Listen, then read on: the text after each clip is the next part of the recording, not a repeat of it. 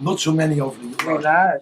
Not so many of the last. There's something happening with my shoe. Let me There see. we go. Oh, it's live streamed. Okay, got it. Got it. Good afternoon, everybody. Good morning, good evening, wherever in the world you are. Welcome to Aquarius Rising Africa.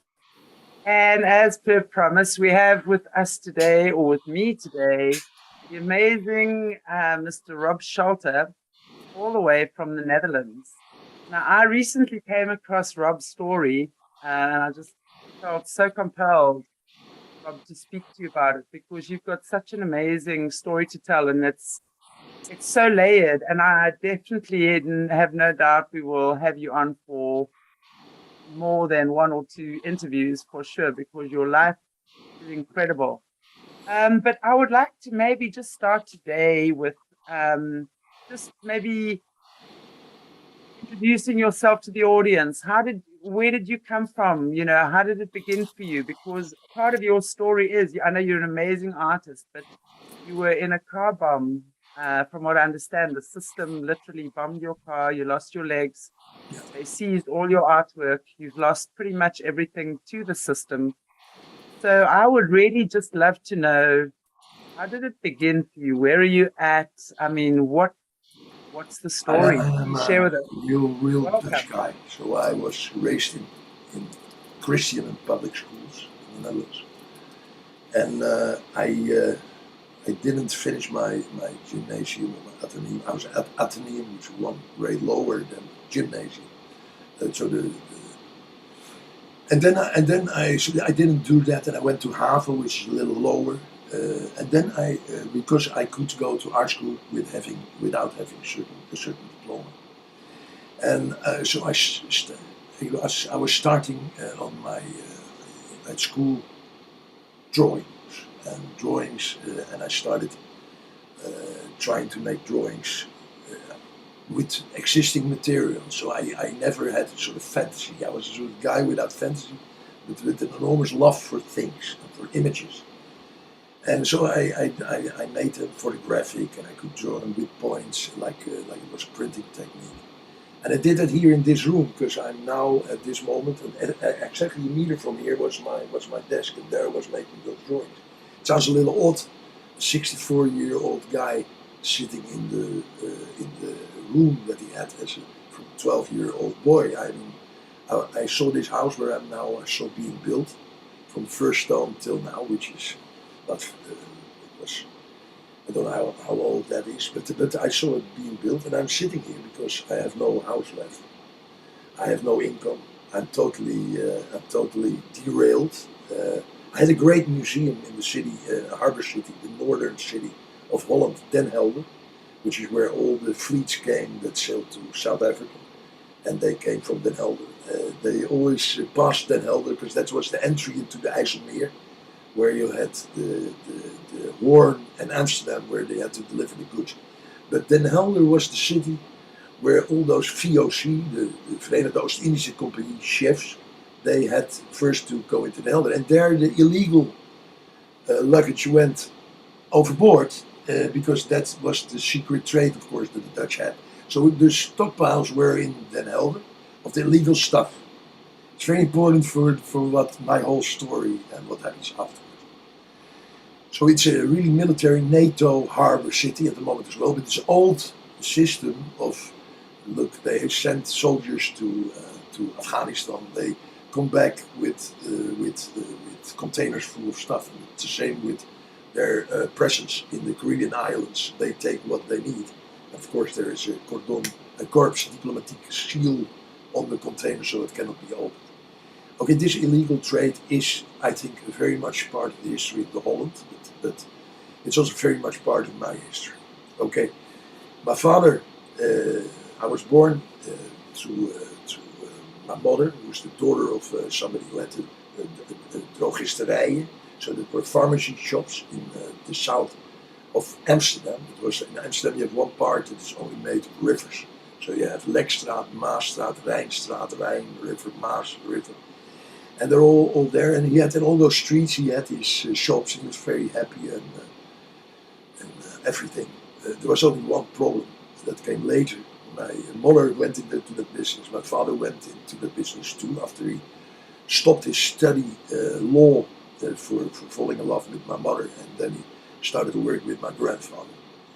But he had more an eye on the world than my grandfather. My grandfather was more a women man, so he was more into women.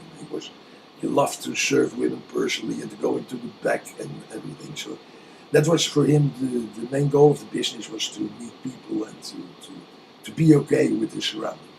My father, he saw something else. He had a real American eye, and he thought, well, you can never achieve and continue to run this business, this pharmacy shop, if you don't give self-service, so that people have something to carry, and that they put all their things that they buy, they put in, and they serve it themselves, and then they go to the front, and then you pay. All right. So this is a whole system that later was introduced everywhere. Of course, there was nobody like my grandfather ever serving the clients like he did. Of course, no more. Okay, so my father moved to another company, because he could not find a solution with my grandfather on the self-service subject. And my grandfather, he went into bankruptcy, of course, because he was not adjusting to the new times. 8 shops, all gone. And he went on to be a ticket man in the stadium, the Old Olympic Stadium of Amsterdam, where his favorite football club from Amsterdam South was playing. And there he sold tickets every Sunday. And then he saw the neighborhood and the women he liked and everything. And later I can tell you more about him. But my father, he went to work for the biggest grocery store in Amsterdam, that was in the whole of Holland, and that is Ahold, Albert Heijn, an international company located also in the US and also in South America. Okay, and he climbed very high. He became a director, distribution and supermarkets, and he was going to America several times to be having sensitivity trainings, to look at new techniques of grocery shopping and etc. He came back. There's a lot that happened during his presence that I will tell about later. And he came back and he introduced McDonald's in the Netherlands, for instance. He was the one that McDonald's was introduced to him. He got a franchise, and it started out in Zandam, close to the headquarters of Ahold, on the station. And I ate there my first hamburger. I was very happy. We went where we lived then with the car every Sunday to see the development of the building of the house where I'm now. So that is what we did. And we stopped on the way and we ate the hamburger. He was also the one that did the stripe codes on the products in the Netherlands. So he was introducing all those American forms. Well, I was of course fighting with him, as he said to me that the only thing that was valuable in life was materials, was money. And he was very straight in that. We had a swimming pool in the garden. We were an exception, of course. We lived in a great villa. The swimming pool nowadays is a water with fishes, and where my mother every morning can throw some food. And it's not a swimming pool ever. It has not been a swimming pool. After the kids left the house, they were there with the two of them, and they could not swim. Swimming was not so important anymore to them. I would love to, and have enjoyed the swimming pool to be remade as it was, because it was a very fun swimming pool. Only I was ashamed of it, because I was in a class with a lot of poor kids, and I was like a sort of American dream in the Netherlands, which was hard. So I had very much contacts with people from the red part of Alkmaar, which is a village nearby. And there they were more socialistic, communistic voices. Let's say my father was, of course, pure material capitalist and atheist, nothing else. God was money. Okay. So I was fighting that from a very young age. I was confronted with that, and in every way possible, I was blocking his vision on the world by not eating meat, by becoming a real anarchist. So really somebody who read the writings of Peter Kropotkin, Max Stirner, Michael Bakunin. So that was my background politically. So I was harnessing me against my papa. He wanted me to be a lawyer, and he really pushed me to study law in Amsterdam as he did, which I of course never wanted, because I wanted to be a free man without any boss and any.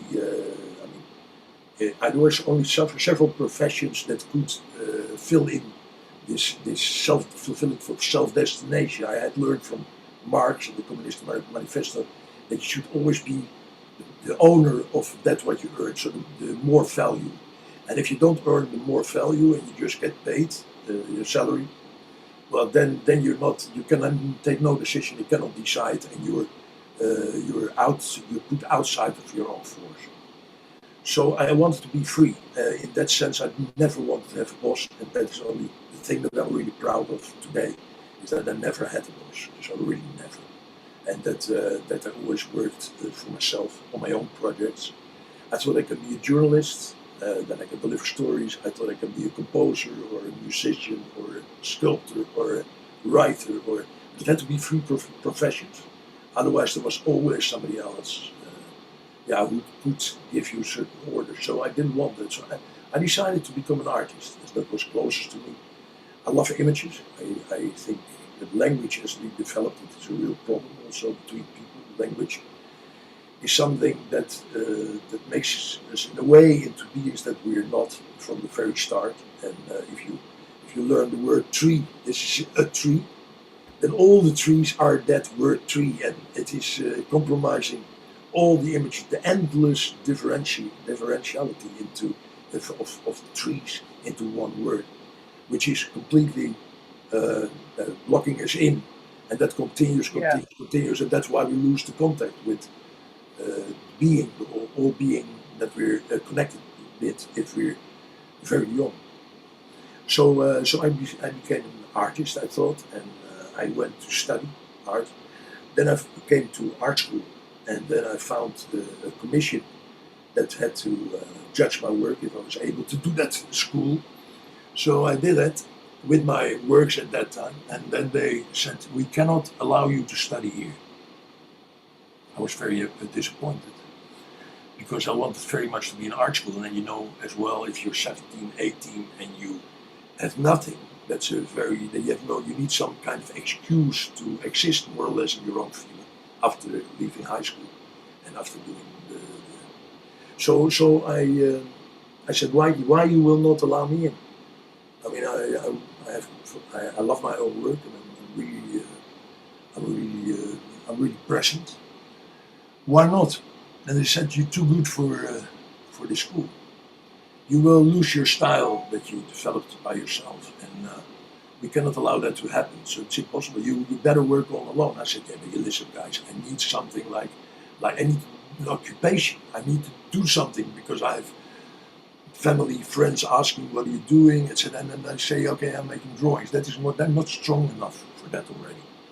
I need some kind of cover to grow. There was one girl who said, okay, this we can understand, but then I'm going to control you over your whole study, and I'm going to ask you to take your responsibility, because we really don't want you to paint on this school. I said, why not?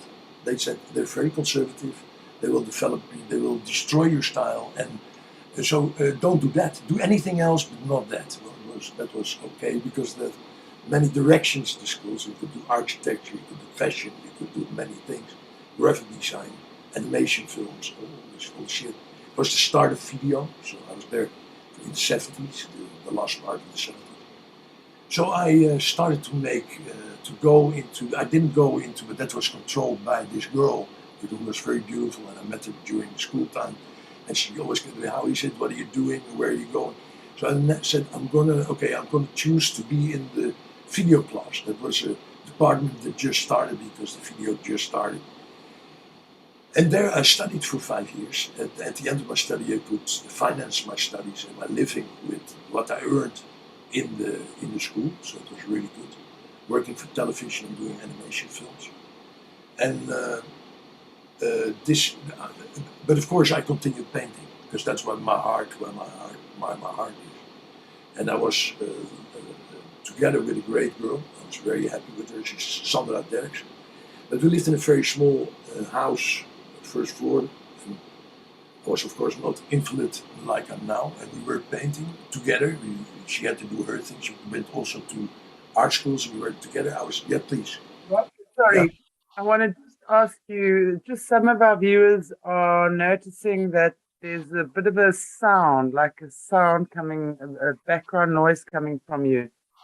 Can you just check the sound if you don't mind? And I will look at my mic, so I can put it louder. Okay, that sounds better. Is that better? Okay, You because it just has to talk. do with volume. It has to do with volume, I think. It sounds like there's a background, almost like an oceanic sound in the background when you're There's talking. not any machines here. My computers are down. Yes. And It does sound a bit better it though. sounds like that. I agree, but maybe it's a fridge or something. There's a fridge here that is giving us a signal. It does sound a bit better. Sorry guys, I know we are aware, so please just hang in there. Yeah. Okay. I continue my story then to go to where I want to go, and so but of course never I split painting. So what I did immediately after school, it was in the years in Amsterdam. I don't know if you know the history of Amsterdam very much. We had in the 60s, we had Provo movement, which was a very mentality changing movement, an uprising of students like Paris, 68, and we had that in the Netherlands as well. And then they went into the councils, and the movement went down. There was no real voice anymore. And in the 70s, of course, you had the hippie attraction of Amsterdam, the Vondelpark, the Dam Square, where everybody's sleeping in the open air, love inns, Via Paradiso, Milky Way, and that's the 60s. And then, of course, you had during my school time was the punk movement that came up. So it was a completely different style. It was God Save the Queen, She Ain't No Human Being. It was the Sex Pistols. It was the Clash. It was the real diversity of bands, and that was very influential in Amsterdam. So we had a real punk movement, and that went slowly into the squatters movement. And the squatters movement for me was a very serious movement because they had certain ideas about what it is to possess and what possession is. It's something to possess something. Okay, you own something, you own houses, okay, but you don't rent them out because you get more money if you leave them empty, and you have tax compensation, and so you buy property that you let it stand there empty. In a way, you're not only possessing things, but you're also stealing things from the public, right? Because you have those great buildings in the center of town where people could live and have a great life, and you do nothing for a sort of earning that is totally in a sort of scheme with government. Okay, people started to protest that by squatting those buildings in Amsterdam. And it was a very strong protest where many people were involved. It was the start of the 80s. There was no future, as the punk movement also pronounced very, very loudly. And there was necessity for the youth to find living quarters, which were absent. There was absolutely nothing available for students in Amsterdam at that time, or prices skyrocketing. So the people started to take the right in their own hands and live in those buildings. Right? Of course, this was not exactly how the government and state sees the use of property. I mean, there's a sort of element that comes in that grows a sort of society next to society, because if you allow this, there's also other things that change. The music changes, the way people sell things change, there come new shops, galleries. Okay, and in this whole system and this movement in society that was very much fought against by police, so there were great riots going on. There was a radio station. I never lived in a squatted house. I got a house through the contacts of my father in Amsterdam, and there I lived for many years. But in Amsterdam, a lot of people didn't have that, of course, and then they squatted. And friends of mine, they were people I met from art school and other things. They were in those buildings, and they asked me, Rob, do you want to join us for an exhibition? So I said, great, I'll join you. It is 30 people in a place. It was in the red light district of Amsterdam, which is probably internationally quite known. there we were with our gallery, and there was one condition: we put everybody who entered into this system of making a show were 30 people. The show was called 30 people, and we had to make our own posters. We had to make an invitation, and everybody did that. Most people did it by hand because we could not pay any printing service or whatever. And you had no internet, so there was nothing like that. I mean, the first fax machine is from 1988, more or less, with me. And after that, of course, developments with the internet. So this is a pre-internet time. And then everybody painted posters, and we invited people. And we were open, and we sat there because it was January. It was very cold in Amsterdam. It was freezing so much that in the gallery there was water frozen on the floor, etc. Most people made the things there. It was a very different way of presenting things because it wasn't like a sort of start of the free expressionism movement that later went on with names like Mulheim Vrijheid, with Dokapil and Daan and other German artists, Czech artists, and the French Libération Libre, Figuration Libre was there with Combat and others. You had the Italian painters like Cucchi, Clemente, Gia, the three Shades. And so there was a sort of movement into life, as if punk had awoken a whole new mentality of painting. At first it was just art history and a sort of line that was completely straight through history, going from, let's say, up to Mondrian, and from apple tree to abstract form. And that was it. And then we ended with great minimal art. So you had great canvases of Newman, of etc. And then you had, of course, the people like Lawrence Weiner, who wrote something and had conceptual art. But the art became more invisible and more invisible. There was nothing left except a white museum space, and nobody painted anymore. And so, like Marcel Duchamp forbid everybody to paint, which is of course not true. Marcel Duchamp, he inspired everybody to make a fresh artwork. And so I was part of that movement, started to paint and having a lot of success. We started, my girl and me, because we were living downstairs and we had no place to have a studio somewhere, we had no money. So then we decided, well, this doesn't work. You work here, I work next to you, half a meter next to you. It cannot be like that. Let's work together, okay? So we started a whole big series, an enormous series, working with color plates that you buy in those big stores and cheap. So I played with a rabbit and with somebody who's playing with a violin, all those typical images. Yes, please. We're getting complaints about your sound here, Rob. Yeah, so we try again. What can I do? I can hear you. I know there's a background noise, but there's quite a few complaints about the sound. So, but I can put off, my dear friends. Okay, but I want to just ask you if you can check. If you look are you on your laptop? I have no telephone that I can put somewhere else. And I have this computer next to it, which you can completely close. So maybe it was on if we're just looking at your advanced sound, it sounds like you might have your advanced sound on. Advanced sound? Which is on Zoom? Yeah. Original sound on. I have we are live, built-in microphone. I have original sound on. What does it say, the original sound? What does it say, the original sound? I have the original sound with the off. Okay, then I am great. Off, it's now. It's now off.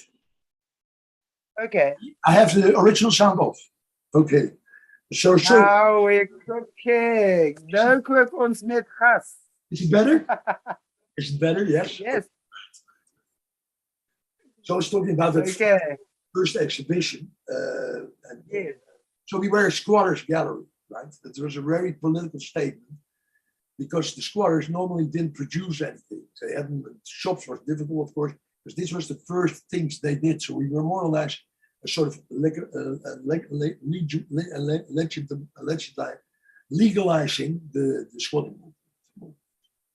For me, that theme about ownership became very important in my work afterwards. So I always, like I said in the beginning, I love to make drawings and paintings from things that exist. So I have no fantasy myself, which is true.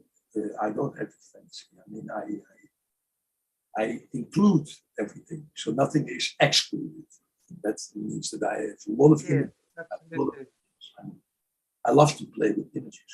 So, and as you love to play with images, yeah, you get confrontations about copyright, because that's an immediate effect of using other people's images, because people don't like it.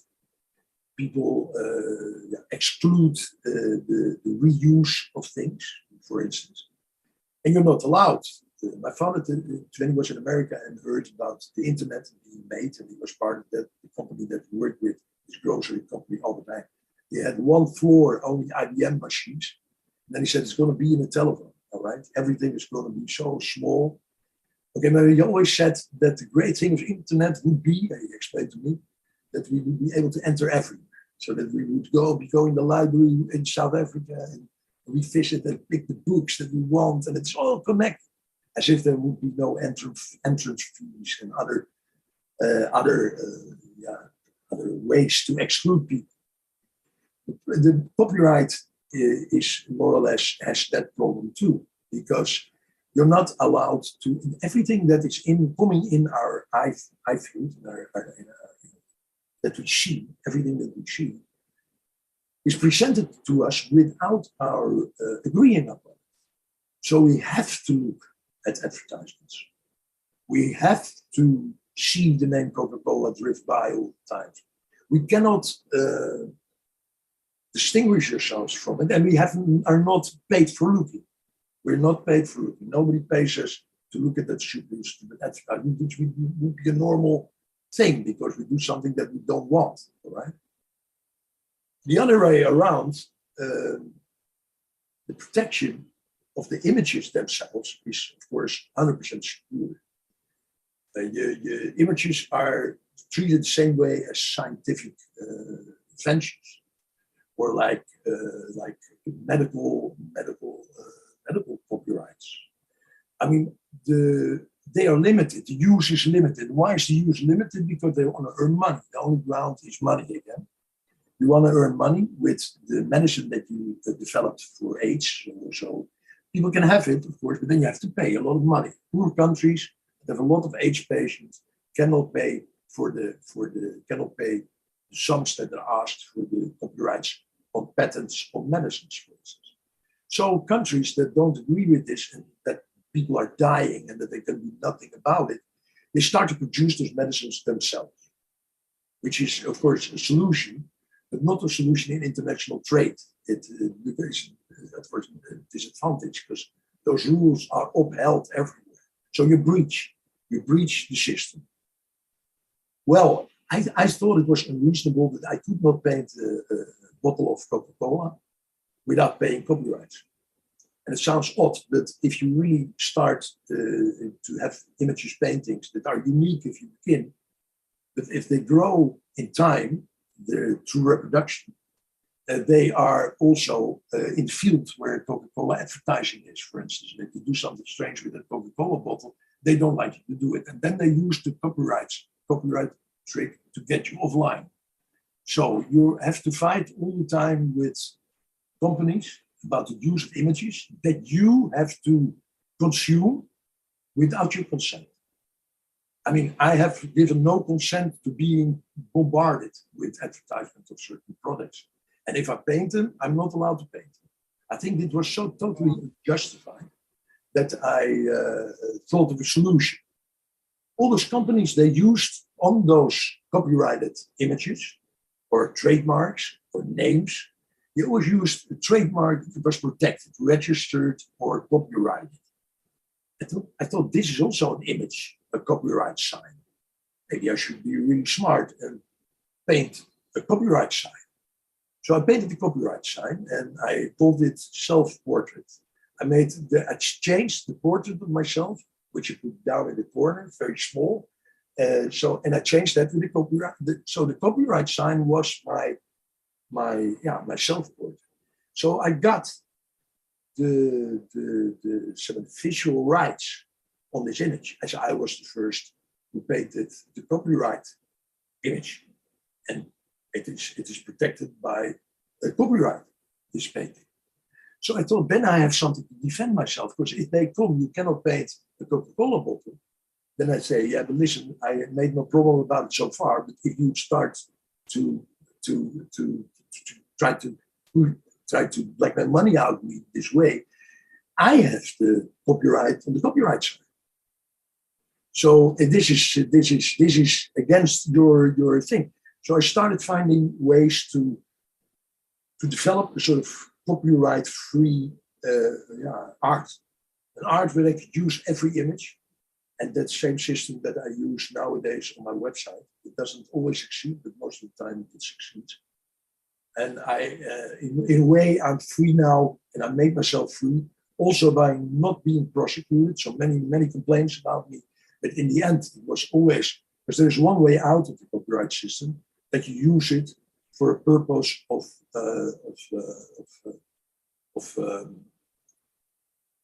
word. So you make a metaphor out of it. So you use it in a different meaning that also yeah, that's critical. It's critical and mostly humoristic or something. And I did that many times. So for this reason, nobody ever prosecuted me. And I never was prosecuted for copyright, although I'm the biggest breacher of copyright ever. And also owner of the copyright side, right? Because I'm the lawful owner of the copyright side. Nobody else can. This is since 1988 is this the case. And that's also my political position. Copyright is not only important in art, it's also about the right to reproduce. So we commit cloning, many different aspects of society. The fact of copyright is enormously important. We don't allow ourselves to be cloned, probably, but if it then happens, and it's outside the law, yeah, there's many things, we can discuss this later, but there's much more than just art involved in this. Like there was squatting involved, that you could, in my opinion, legally squat the house if everybody was on the street and the houses were empty. I mean, why don't, also to put something out of the public is in a way a robbery, is in a way you're stealing something from the public. If you possess something, it's not always right use of possession, because only the use of a possession and how you make use of it will define its worth and will find its legality. Only that. Only the way that. Yeah, absolutely. And that is very different than the normal law sees it. But this is the new law in this Yates of Aquarius. Okay? This is the new law. Absolutely. I would agree with you. Things have got to change a lot. So how, so you obviously went about going and kind of creating your own system around that. That couldn't have won you very many friends in higher places, I would imagine. Well, art has always been a great investment, but also a great value carrier, right? So it could be used in many different groups for many different things. It is the only profession that I know that gives you entry everywhere. So it brings you in royals and it brings you in the lowest scum of society. So it's both. Is that what you meant? Yeah. So you get a very strange. You can do a temperature check on the whole society by the art that you produce, especially if you make art that is working with the context, that is working with the fact. In my time also, in the 80s, was the time of postmodernism. It was the time that postmodernism, I don't know if you, there's a lot of philosophers that explain us what it means. Foucault looks into the function and the meaning of prisons through the years, through the times, through the ages. And he sees that the prison as a meaning is not solid. It is fluently and it develops, so it changes meaning. Every word changes meaning in time. Every image changes meaning in time. And if you understand that, you can play with it. So you can make images that go against or with your time and play with meaning of words and images. And that is what postmodernism does. It understands that things have different meaning and not one. The meanings are not solid. You understand what I mean? Yeah, absolutely. Yeah, Absolutely. That's so important. yeah, for me that was very important. And so there's a new language that starts to develop. That is very much you work in a certain context. This context gives the meaning to your artwork. I mean, if I go with a gallery, like I went to a great gallery in Cologne in Germany, Paul Men's Gallery, and they had the low cost art is to change what you expect from it. That stood on all their mail, where there was stickers and other art is to change what you expect from it. You should read that close. Art is to change what you expect. You expect something, and art changes what you expect. Okay. In my opinion, as I understood the art market and the art business, it was to change the value. So it started like something that you thought had a certain price, and you bought it, and then it became big money, and then you could earn a lot of money to change what you expect from it. All right, so I paid this. So I made a painting for my first exhibition there that was commenting on the context. The context was this gallery, this commercial gallery, big gallery, not the alternative system anymore, the system of squatting galleries. So I made a painting there that said, it was a painting of a bank with cards, American Express cards, Euro cards, Visa on the door. And it was change. The word change was in the sentence, arts to change what you expect from you, was the change sign on a bank building. Okay.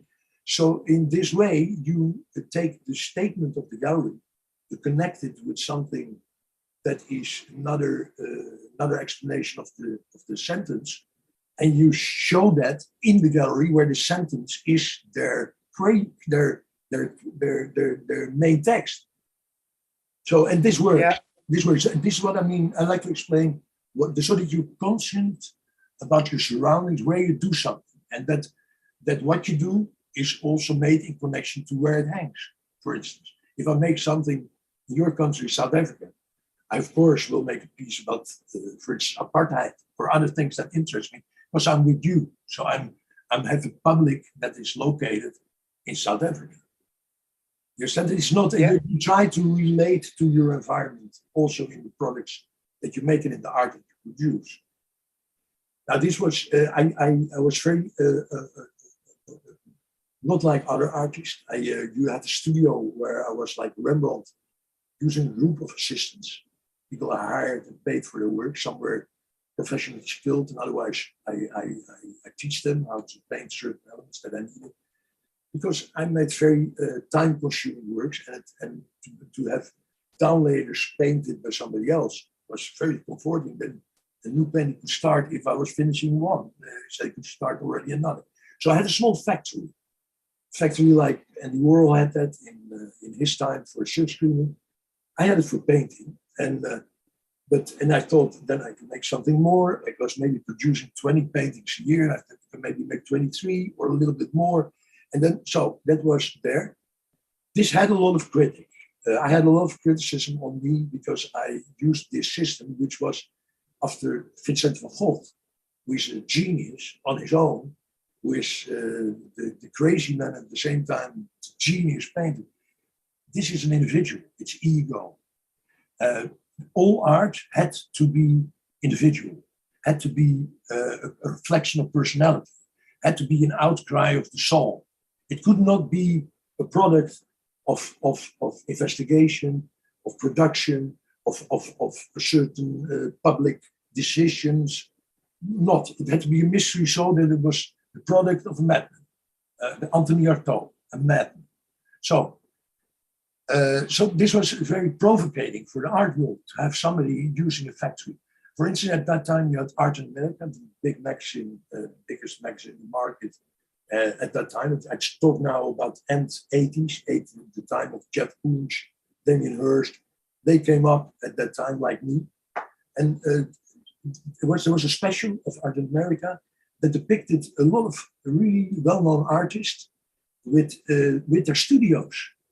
And from this article came that all of those artists, as a matter of fact, used assistants. Some even a real lot. And so there was a sort of problem there because Tom Wolfe, for instance, in the Painted Word, he writes about the that the artists have great apartments with shabby studios where they receive the rich people to give an impression like the poor artists, and they are busy with their individual expression, the most individual expression of their most individual emotion. This, of course, was not the case with the new art always, like with me. I mean, I wanted to live a great life, and stupid work I can do together with my assistants, friends, mostly, that I respect. So that's how it worked. And this was also an enormous discrepancy between me and the art market, the narration that took place at that time. I was so popular through also this work with the group that I was asked by the director of Rijksmuseum, at that time was that Simon Levy. He was a personal advisor of the Queen of the Netherlands. The Japanese, maybe you also found certain elements of that in the 80s, were enormously growing. Their industries were growing, everything was growing. And they were rediscovering their own history, the history of Japan, like the history we talked about in the introduction talk that we had a little bit about South Africa, the relationship with the Dutch. You said it's more the English. I agree on that. And but we had the same thing with the Portuguese in Japan. The Portuguese had some monopoly on the market. They were the only ones, but they tried to make everybody Christian in Japan, which they, of course, didn't like. And they have their own district systems. Then, of course, there was a fight. The Portuguese were thrown out, and then the Dutch got that monopoly. And we had one island in Japan. It was called Deshima, the island Deshima. And there we had the monopoly. We had the agreement that all our ships came from Holland to Japan, but that they could never go any further than this island. There were prostitutes brought in, there was food brought in, and this was a small community. There were some great books, films made about it, and books written. So it was only this island. And once a year, the regent, the one who was doing this community, he could trade with the emperor. So he took the couch to a closed couch. He could see nothing from Japan, and it was just opened when he came in Edo, at that time Tokyo. And there he discussed, and then he went back then he got back to the Netherlands, and then they brought the new stuff in. This went on for almost 300 years. Finally, it was broken by the Americans, but they were rediscovering this tradition. And for this reason, the Japanese had decided to rebuild Holland in Japan. So really rebuild one-to-one the most important architectural objects, the great churches, royal palaces, gardens, the canals of Amsterdam were all copied there one on one. Eh? So, and they were serving as places to make holidays. They had the opinion it's better if people earn a lot of money and get spend money on holidays, let them go to the Netherlands and Japan. It's much better than the trip to Europe, and we earn the money. So they built that, and they really built that. It was a very convincing project run by one guy who's dead now, Kamichika. This director of Rijksmuseum was also aware of the fact that the Japanese wanted to reproduce the royal palace of the Netherlands, one-to-one in Japan. But the queen, she allowed everything. Even the gardens were more original than the gardens that are now at the royal palace, because they had no money at that time to fulfill the designs. And the designs with Japanese money, we could finally make the designs of the garden like they were meant. So this whole palace was rebuilt. It was supposed to be a museum in the whole project of hotels and hideouts for young people and whatever. This is a great place to spend some days, like a holiday. And then the queen, she allowed everything to be copied, everything, but she didn't want the central hall, which is called the Orange Hall, which is about 80 meters high and more or less 1,000 square meters in surface. They didn't want that to be copied. There were paintings of her family, her predecessors, and it was done by a team of painters. So she asked Mr. Levy to find a painter who could do the job. And Levy, as I was working with assistants, and I could therefore do a sort of industrial enterprise, like making such a 16-inch chapel, because that size you shall imagine. I was asked to do this project. And I started to do this project in Japan. which took me 5 years. I was 5 years in Japan, being a resident. That was the plan, that I would be a resident in Sasebo. I got the house of the president of the company, close to his first project, where he started this copy project of the Netherlands. It was first a small town, a small city, and later it became a big city with all the Scotland.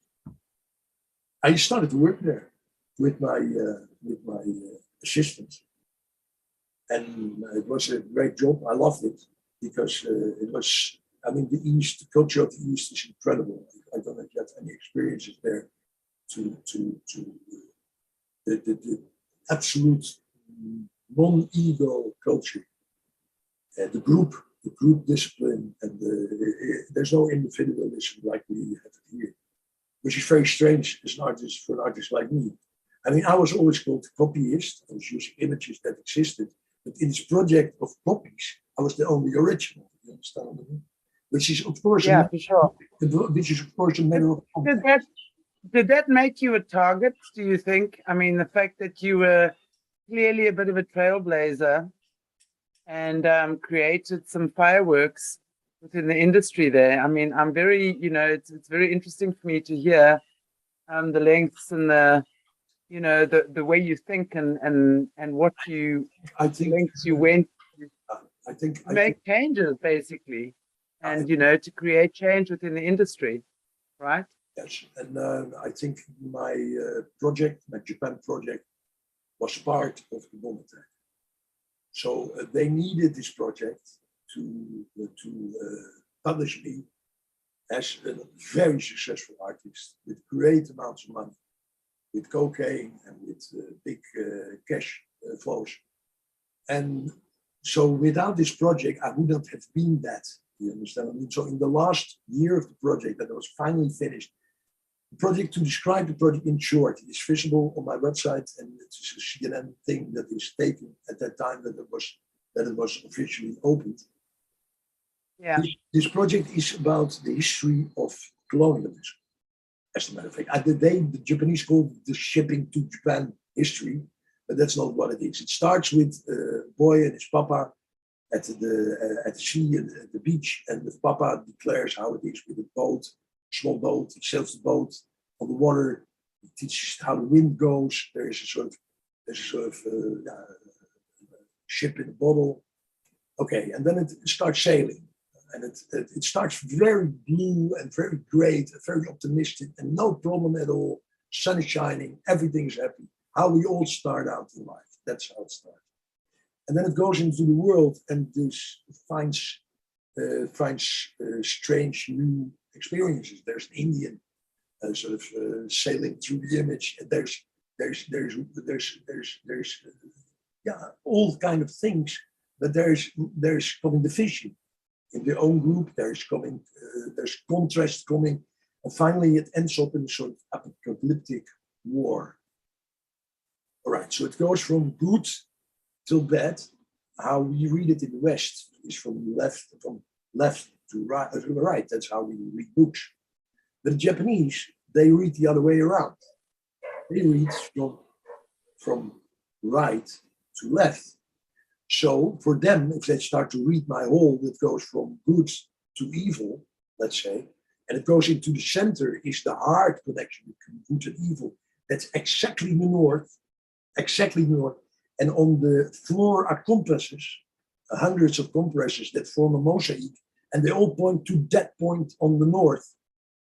Okay, the Japanese read the other way around. So they read from, let's say, atomic bomb into a great, prosperous, blue sky, sunny future.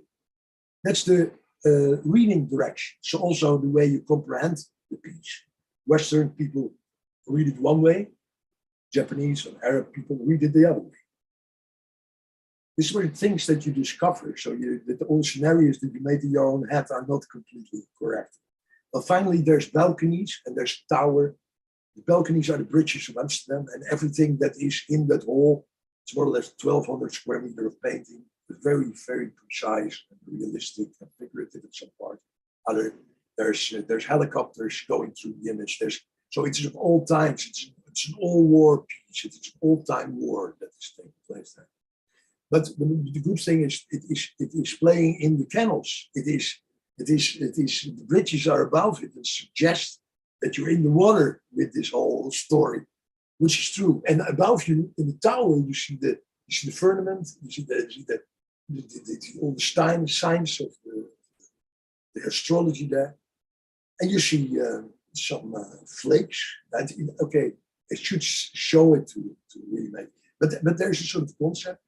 And I think I was part of the concept. In one way, they needed me to have the public display to be important enough to be blown away, to be bombed.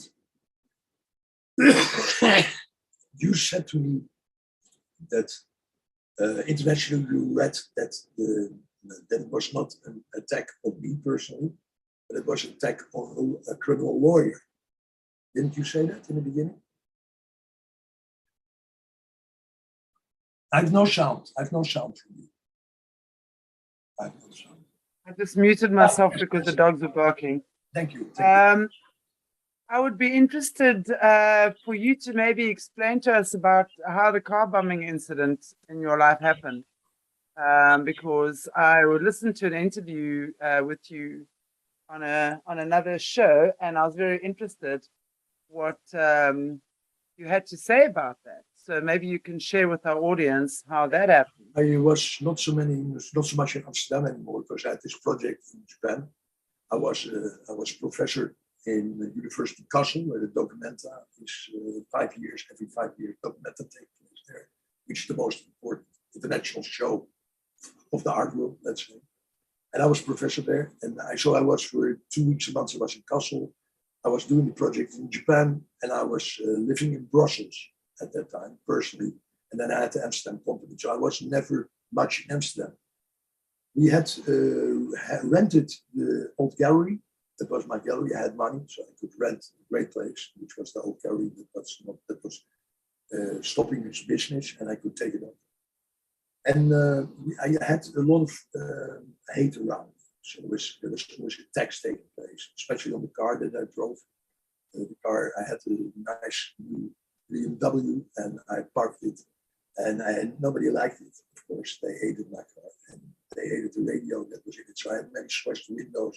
Always there was a problem with the car, so I always put it inside of the gallery building, which then I could not be the victim the next morning, and I could just drive away and go where I wanted.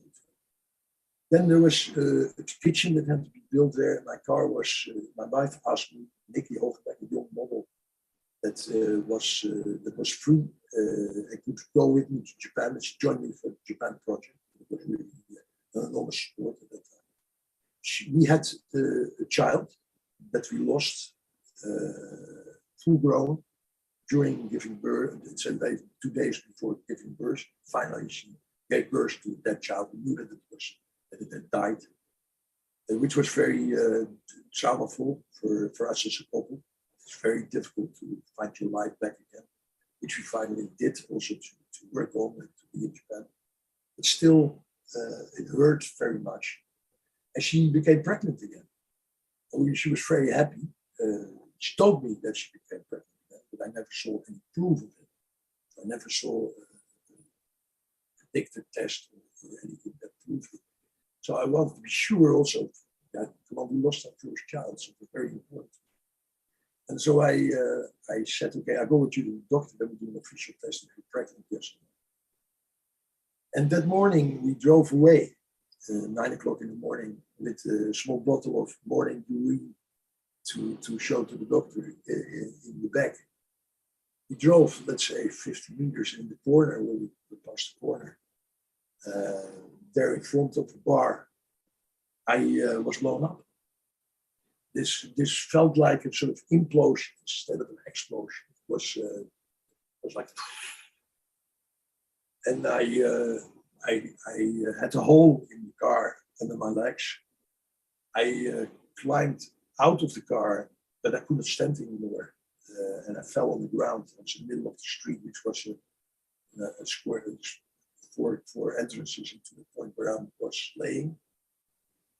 I remember the car started to burn. There were a lot of people who started to, because it was in the middle of a living area. So there were young kids crying, mothers out of windows, all windows broken, but not one, and then one not, and then one, and then one not, you know, so that there is a going instead of a, which is something else, which is also a different kind of bomb.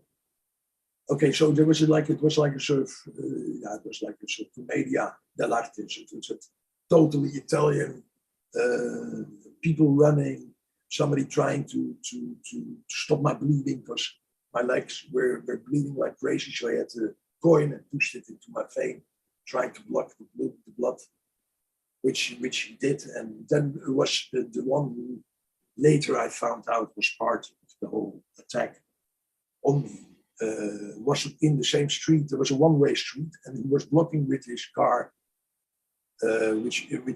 which transported knitted woolen 911 Porsche, yeah, listen well. And he was blocking the street with this car, so the ambulance could not get in and had to drive all the way around to the other side of the street, which was more or less, it was taking a long time, all right? It was a quarter of an hour later that it arrived, So, and at the same time, I was losing my life there. I had the feeling I died there. It was good. I let go. It was good. And then it was a very powerful image for me.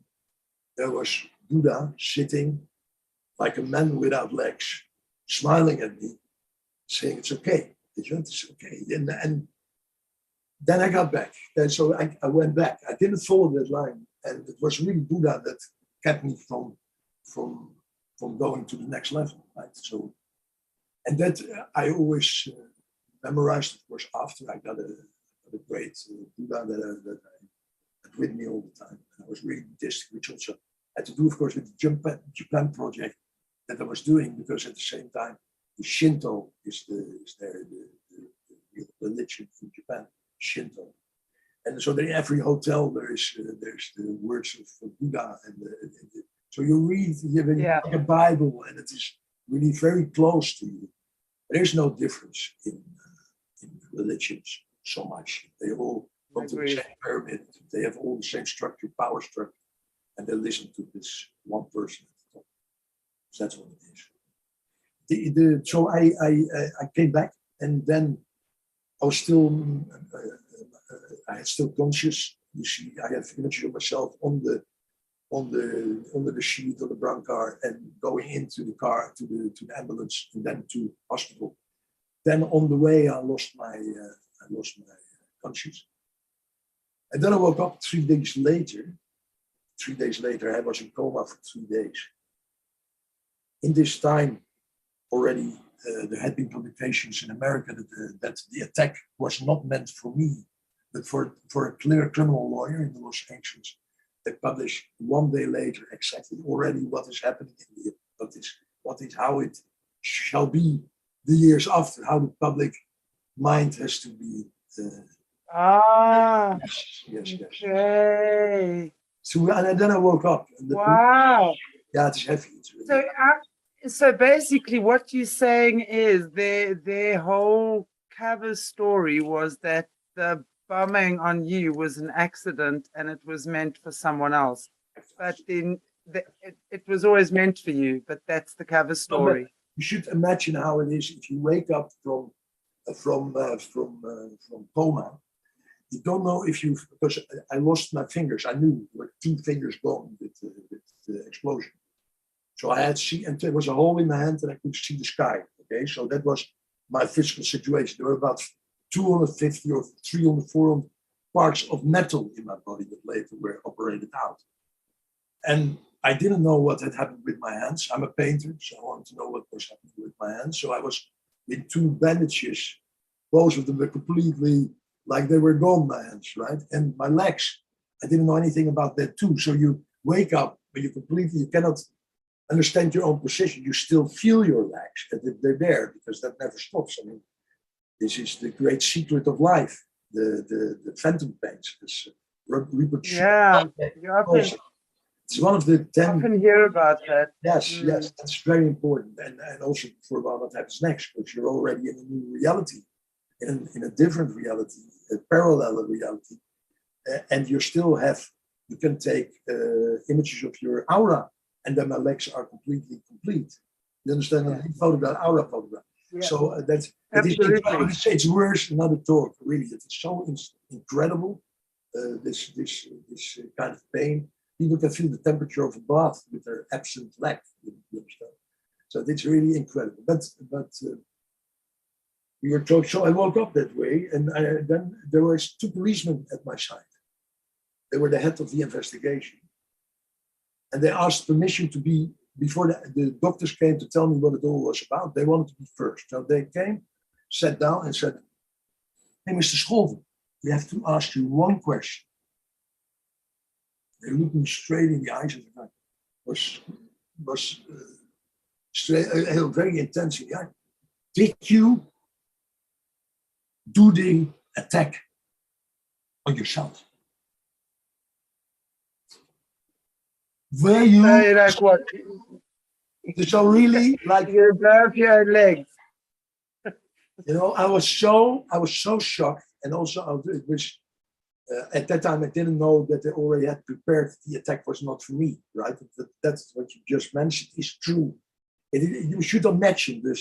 They asked you if you did the attack on yourself. Later, I found out that they thought I needed publicity or something. I was at the highest point that I ever was in an international art career. So this is real bullshit. I was representing Holland and the Biennale of Venice alone in the pavilion. You understand? This is only an old artist get. I was 34, 35. I mean, I was into tune with the world. I was happy with myself. There was nothing ever got wrong. Nothing.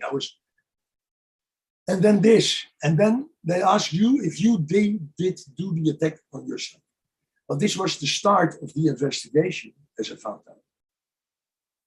Protection was immediately withheld to me in the hospital because the attack was not meant for me, but for this criminal lawyer, as was written in the American papers already when I was in coma. So protection was withheld and immediately withdrawn. So then later, found out I still have my hands, right? So that was great. I have my hands, and I have my dick, which is also great, that life doesn't go down. All right, and then you lay there and you think about, I still thought at that time that they wanted to kill me, right? You cannot imagine that they don't want to kill you, but just take your legs. That is an option that came later. It was not the case at that time. So I thought I had to protect myself and started to rent protection. I had a sort of non-stop guards around me if I got into. I mean, I was in hospital for 1 month, then or 3 weeks. They had done a guillotine operation, so it was just puff, and it was off. And then you get the process of the rotting flesh. It starts stinking your legs. It starts like meat ball, very thick. And of course, then it has to grow and take form and get conic. That takes time. And then you can start to use prostheses, you can start to learn to walk again, etc. I was so enthusiastic about I was so enthusiastic about getting my legs again that I've much too early already in the 3 weeks I wanted to buy prostheses, and I got of course the wrong measurements because my legs were not conic. They were not conic. All right, and so that was the start, and then I heard what happened. They had taken all my computers. They could not imagine that somebody like me, who was so successful in the world of art, flying all around the world, doing shows, having projects to Japan, Spain, Germany, everywhere. That I was not involved with drugs. So they took everything what I had, and it was first then that I was the only one they investigated. You understand? There was no investigation whatsoever in nothing. We had letters that threatened us if we talked that we would be killed, etc., etc., etc. I had a press conference at Schiphol Airport that had the whole national press. There was television every year, interviews with everybody. And I went out to build myself up again to Tenerife, where I was living but I had to hire I had a house, and I was living there. And there I started to learn things new. To live without legs is that you have to learn to fall. Falling is the most difficult for when you lose your legs, because how you break your fall, you know that probably. I'm sure that must have been, and I would definitely going to be inviting you on again, because I see we're kind of running out of time, yeah. Okay. But I would love to maybe invite you back for a future talk as well, to share with us your learning to live again after that. Yes, I would. Because I can imagine that. Yeah. Yeah, I think I would imagine you are from somebody with no problems, who has a great sexual life, and at one time you feel like I'm not anymore for women. You know, I cannot get no women anymore. You disgust yourself. You have to be able to go in your hands into the toilet to piss on other people. You know, you really go in a different division. I like to explain what is.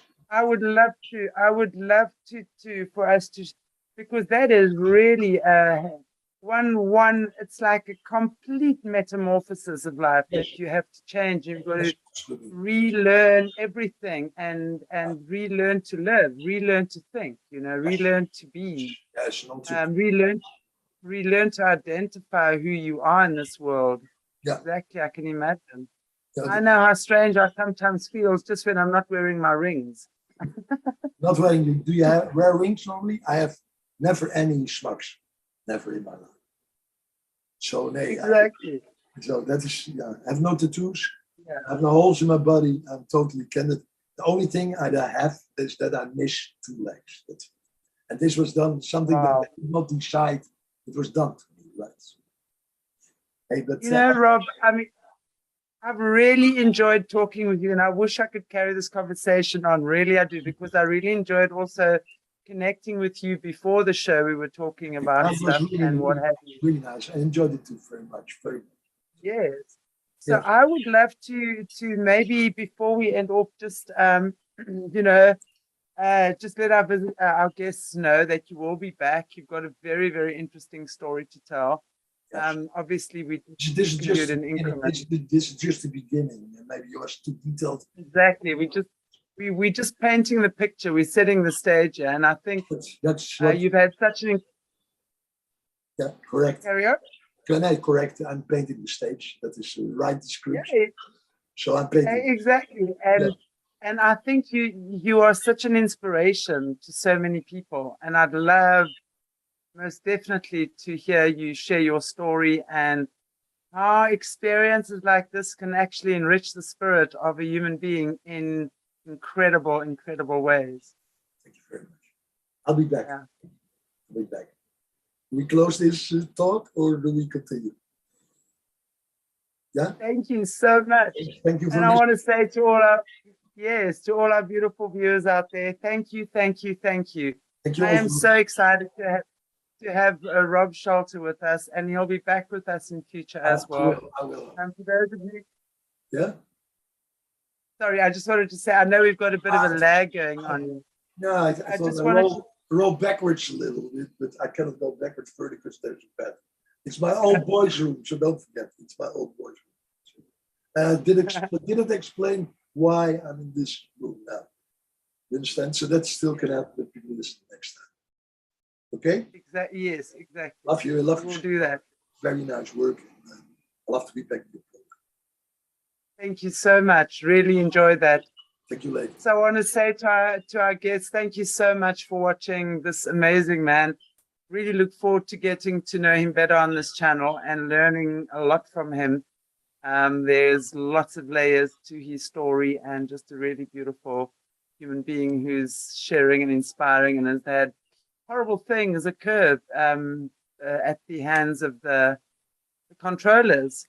So we will be learning more from Rob in just a few days. I'll keep you guys posted. So if you haven't already, please give us a like, a share, and a subscribe. Thank you so much for watching us. We'll catch you very, very soon. Take good care of yourselves and God bless you all. We'll see you soon. Thanks, guys.